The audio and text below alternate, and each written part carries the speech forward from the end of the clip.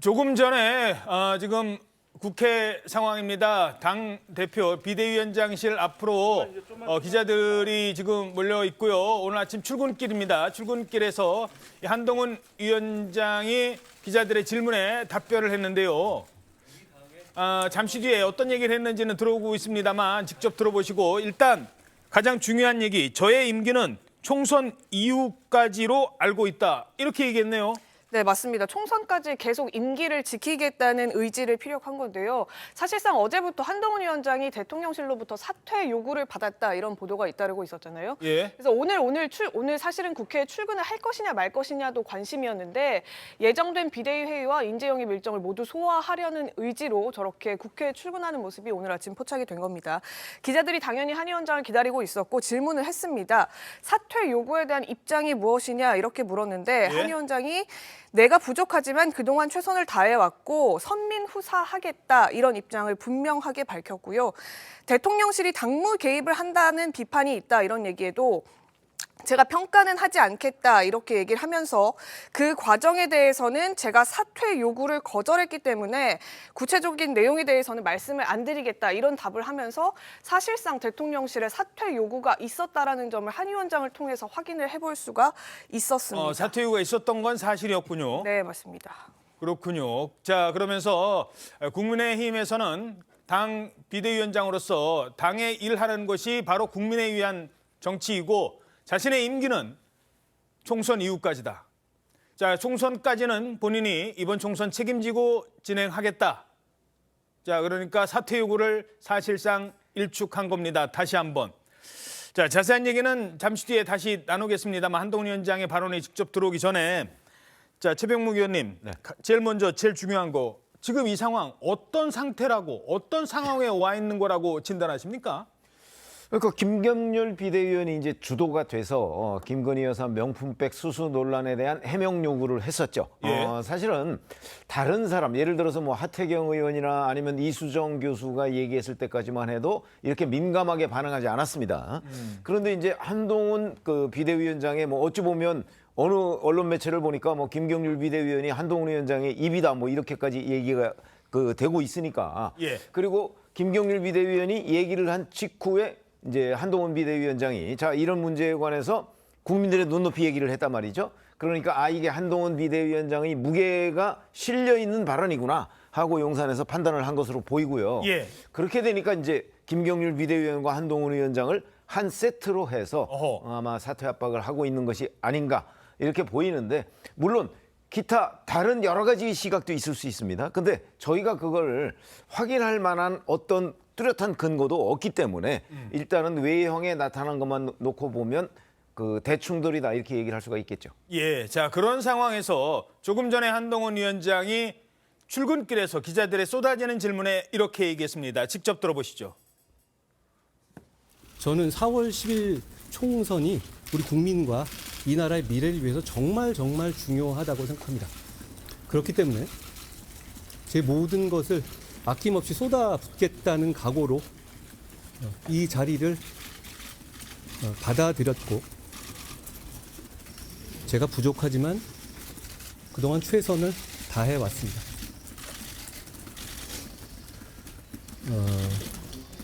저는 선민후사하겠습니다. 그리고 우리 당의 변화된 모습을 국민들께 잘 설명드려서 지금의 민주당의 이상한 정치와 발목 잡기 행태로 국민들이 고통받고 이 나라의 미래가 위협받는 것을 막을 겁니다. 이 갈등 원인으로 김건희 여사 리스트가 조금 거론이 되는데 관련해서 위원장님 입장은 전환이 없을까요? 오늘 비대위 첫 아침 이번 주 첫 회의 시작합니다. 안녕하십니까. 비상대책위원회 시작하겠습니다. 앉으시죠.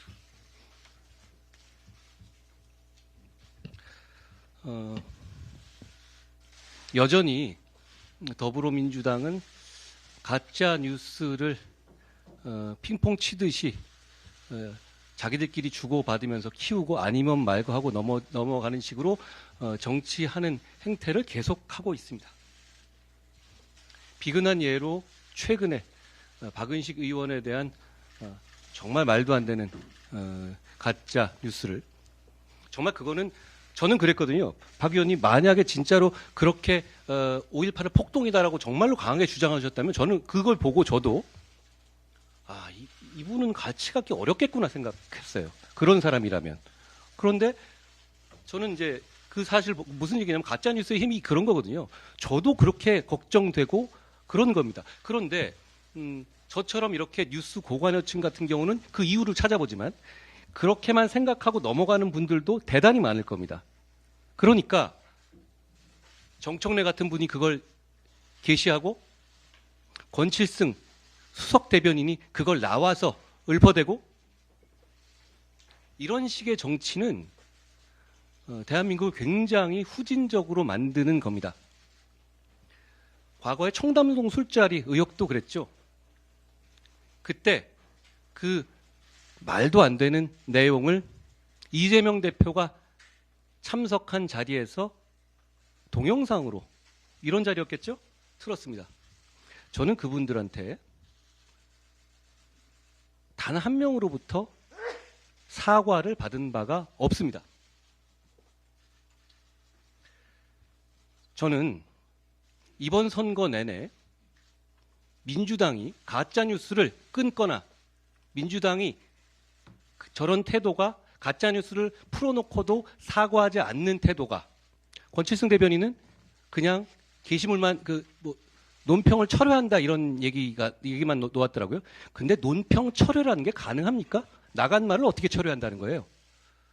저는 민주당이 바뀌지 않을 거라고 생각합니다.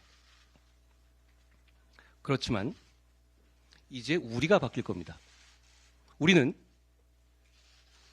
즉각 법적 책임을 끝까지 물을 겁니다. 그 이유는 우리가 동업자 의식 때문에 저런 분들을 넘어가주는 문제가 아니라 우리가 국민을 대표하는 공당이기 때문에 이런 후진적인 행태를 계속되게 둬서는 안 된다고 결심했기 때문입니다. 그런 차원에서 정청래 의원 등에 대해서 저희 차원에서 고발 조치를 한 것이라는 말씀을 드립니다. 또 한 가지요. 저는 이번 총선의 큰 시대 정선 중에 하나가 소위 말하는 운동권 특권 세력의 청산이라고 생각합니다. 저는 민주화 운동한 분들을 마음 깊이 존경합니다. 그분들의 그 당시의 헌신과 희생을 생각하면 저는 그분들에 대한 고마움이 대단히 크다는 점을 말씀드립니다. 그렇지만 민주화 운동은 우리 모든 국민들의 공입니다. 넥타이 부대의 공이고, 그리고 그때 정말 사랑도 명예도 이름도 남김없이 헌신했던 분들이 과연 임종석 같은 분들처럼 몇십 년 내내 기득권으로 정치하고 있습니까? 고인물로 남아서 새로운 세력의 정치 세력을 맡고 있습니까? 그렇지 않지 않습니까? 그리고 그분들 중에 상당 부분은 지금 이 시각 국민의힘 비상대책위원회의 직접 생중계로 보셨습니다. 이 자리 직전에 한동훈 위원장이 자신의 거취와 관련해서 총선까지 책임지겠다라고 얘기를 했습니다. 다시 말해 대통령실의 사퇴 요구를 거부했는데요. 그리고 들어간 이 회의에서는 주로 현안, 박은식 비대위원과 관련된 가짜 뉴스 이런 부분에 대한 민주당의 어떤 이 대응에 대해서 강조했습니다. 하지만 이 전의 발언이 지금 국민들한테 더 많은 관심을 끌고 있기 때문에 다시 한번 들어보시죠. 자, 대통령실의 사퇴 요구에 대해서 한동훈 위원장 조금 전에 이렇게 얘기했습니다. 저는 4월 10일 총선이 우리 국민과 이 나라의 미래를 위해서 정말 중요하다고 생각합니다. 그렇기 때문에 제 모든 것을 아낌없이 쏟아붓겠다는 각오로 이 자리를 받아들였고, 제가 부족하지만 그동안 최선을 다해왔습니다.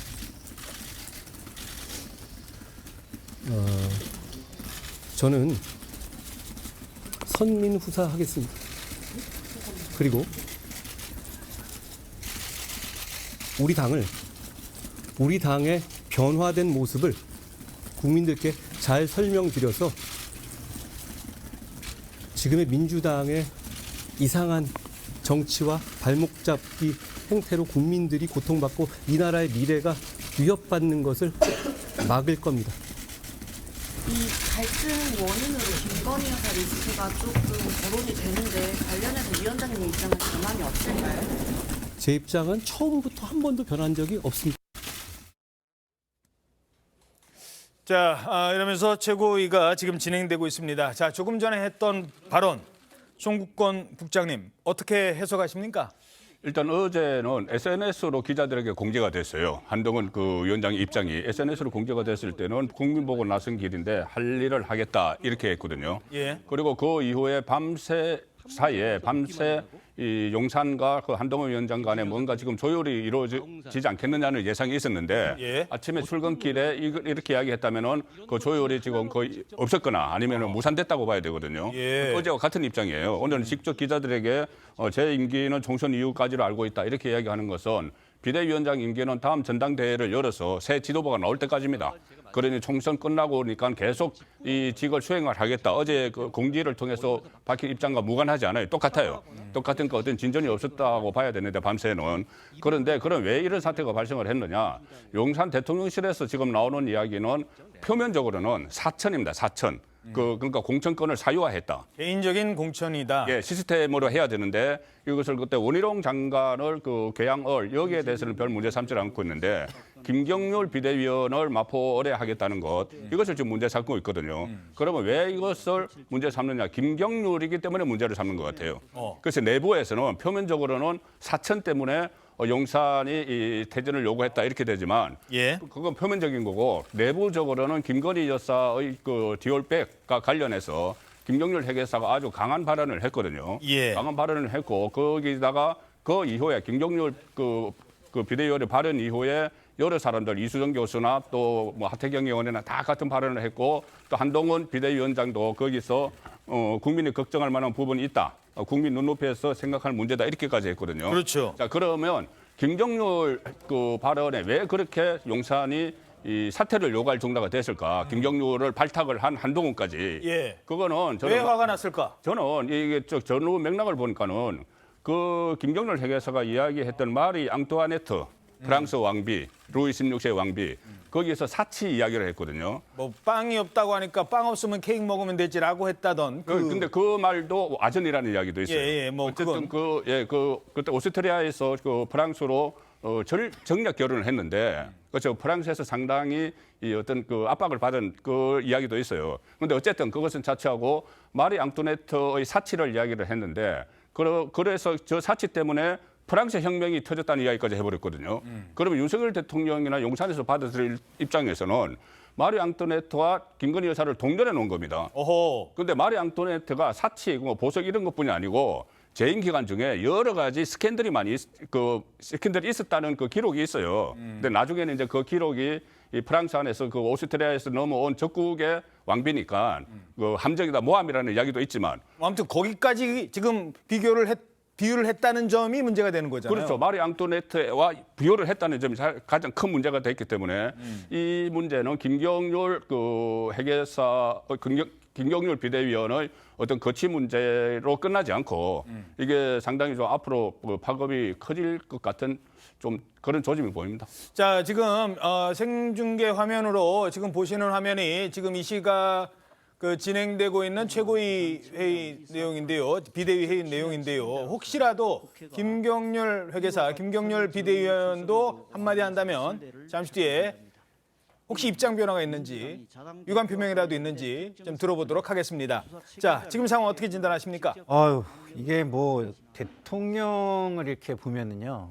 저는 개인적으로 어이도 없고 뭐 한편으로는 좀 어이없어서 좀 웃기기도 하고 또 한편으로는 화가 나기도 하고 굉장히 대통령께서 좀 문제가 심각하구나 이런 생각이 듭니다. 왜냐하면 이게 우리가 지금 왕조 국가가 아니잖아요. 민주주의 국가입니다. 대통령이 하실 수 있는 일이 있고 없는 일이 있는 거예요. 근데 당의 비대위원장을 이런 식으로 그냥 찍어내려는 시도를 한다? 예. 그리고 이게 이렇게 드러난다. 와, 이게 그 국민들이 우리 국가에 대한 어떤 자긍심 이런 게 나만 알까요? 저는 진짜 그런 측면에서 좀 어이가 없고요. 두 번째는 이제 한동훈 비대위원장을 바라보고 있으면 너무 흥미진진합니다. 한동훈 비대위원장이 하나의 그냥 소모품으로 교체가 될 것인가, 예. 아니면 하나의 영웅으로 재탄생할 것인가, 굉장히 저는 뭐 이거를 좀 관전하는 게 너무 흥미진진하다는 이 두 가지 측면에 지금 마음이 존재합니다. 예. 자, 그러니까 불과 일주일 전만 해도 전혀 예상치 못했던 상황이 지금 여권에서 발생하고 있습니다. 왜 여기까지 왔을까? 왜 갑자기 이 상황까지 된 거일까? 대통령실과 한동훈 위원장이 여기까지 오게 된 가장 여러 이유 가운데 하나는 바로 이 장면도 포함이 될 겁니다. 표면적인 겁니다만 지난주에 마포을 지역에서 정청래를 공략하기 위해서, 정청래를 꺾기 위해서 이 사람을 내보내겠습니다라는 이 발언이 단초가 됐습니다. 마포을에서는 민주당에 유리한 곳이니 이번에도 어차피 정청래가 될 거다라고 자주 섞인 말씀을 하시는 분들이 많습니다. 어쩔 수 없다고 합니다. 어쩔 수 없지 않습니다. 왜냐하면 김경률이 나서겠다고 하고 있기 때문입니다. 김경률에게서 앞으로 나와주십시오.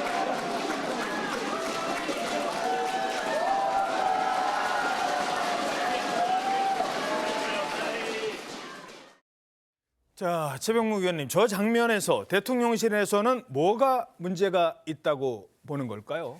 한동훈 위원장이 저렇게 김경률이라는 이제 특정 예비 후보를 특정 지역에 어찌 보면 내리꽂듯이 이렇게 공천을 하겠다고 얘기를 하면 저게 이제 이른바 사천, 줄 세우기 공천 뭐 이런 게 아니냐. 이거는 이제 국민의힘의 시스템 공천을 무너뜨리는 거다. 이제 이렇게 얘기를 하고 있지만 현직 당협위원장이 있기 때문에 그렇죠.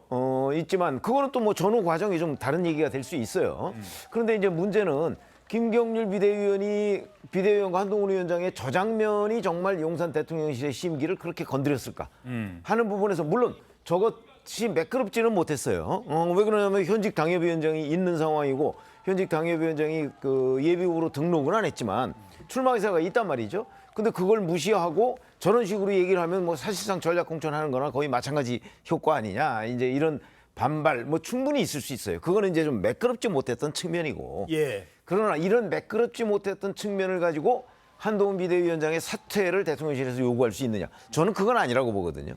그렇기 때문에 요 지금 마포울 공천 문제 이 논란은 그야말로 핑계고 아까 우리 송국 공장 얘기하셨듯이 바로 그 뭐 마리 앙뚜아네트니 뭐 아니면 명품백이니 관련한 그런 김경률 비대위원의 지금 일종의 대통령실을 향한 공세 이런 부분이 매우 불편했기 때문에 그 부분을 지금 바로잡고자 이런 공세를 그 한동훈 위원장을 상대로 하고 있는 것 아니냐 이렇게 보는 게 오히려 합리적인 분석이다 이렇게 봅니다.